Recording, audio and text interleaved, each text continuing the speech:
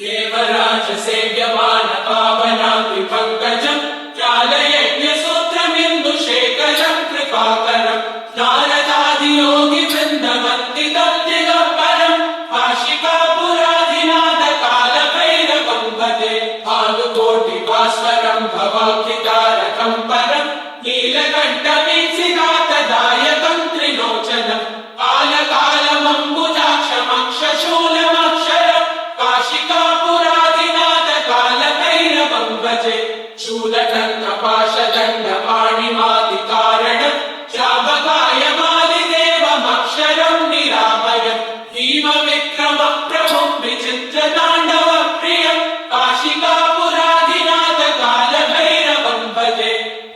मुक्तिदायकं प्रशस्तचारुविग्रहं भक्तवत्सलं स्थितं समस्तलोकविग्रहं किरिक्मरन्मनोन्नरेम किङ्किणीरसत्कटिं काशिकापुराधिनाथ कालभैरवं भजे धर्मसेतुपालकं स्वधर्ममार्गनाशकं कर्मपाशमोचकं सुशर्मदायकं विभुं स्वर्णवर्णशेषपाशशोभिताङ्गमण्डलं काशिकापुराधिनाथ कालभैरवं भजे रत्नपादुकाप्रभाविरामपादयुग्मकं नित्यमद्वितीयमिष्टदैवतं निरञ्जनं मृत्युदर्पनाशनं करालकं समोक्षणं काशिकापुराधिनाथ कालभैरवं भजे